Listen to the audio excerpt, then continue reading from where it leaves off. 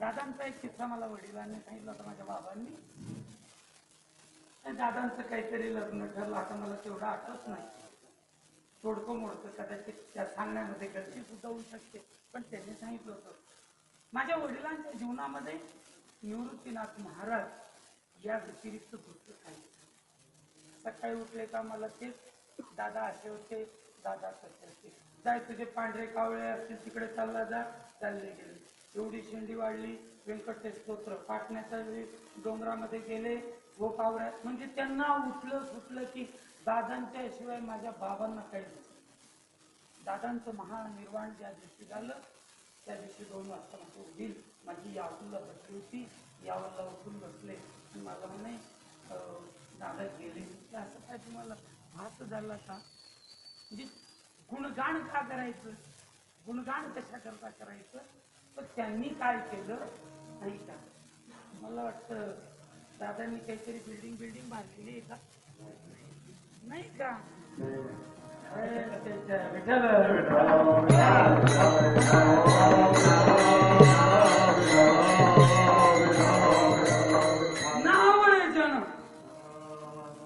लग्न ठरलं, तिथे जाऊन माफी मागितली, मिळली. घरी कळलं, इतके रागवले.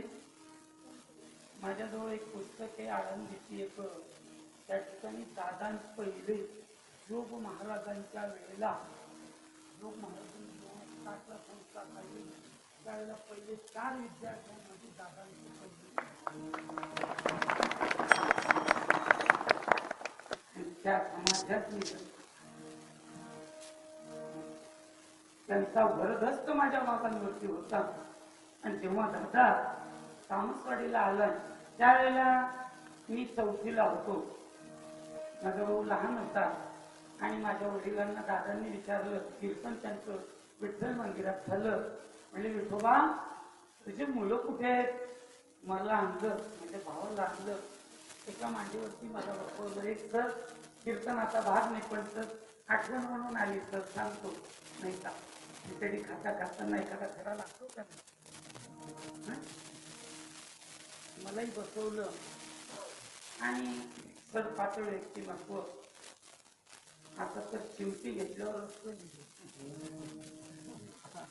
माल मसाला खाके सगड़ा बनाया, कुछ न कमाया तूने, कुछ न कमाया. एकदम गौर वर्ण बारीक आवाज.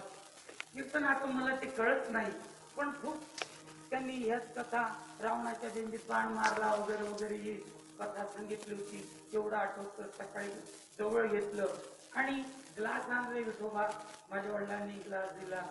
माझ्या आईला म्हणायचे, आईला बाई हा पोरगा तुझा असा होईल तसा होईल, आणि खाली ग्लासातून मला होतील.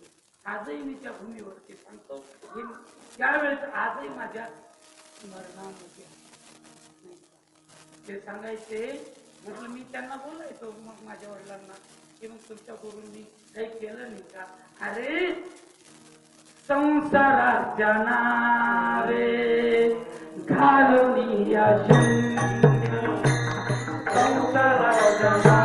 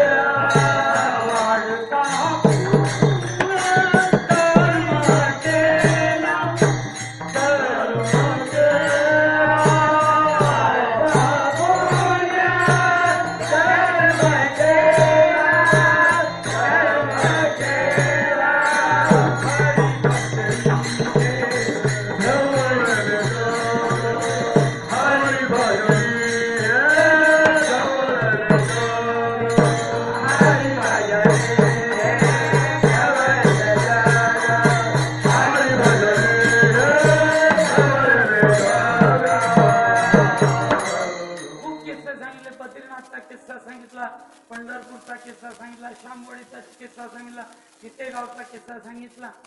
म्हटलं काका तुम्हाला पण नाही, अरे आम्हाला जे दिलं हे सांगता येण्यासारखं नाही. मुक्का माणूस आहे त्याला गुळ खायला दिला. कसा माणूस आहे? मुक्का, आणि त्याला गुळ खायला दिला, आणि त्याला विचारायचं कसा लागतो, कसा सांगेल बरं तो?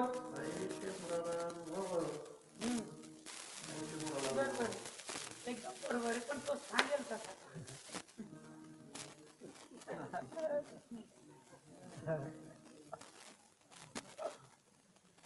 की आजचे बोवळे सांगतील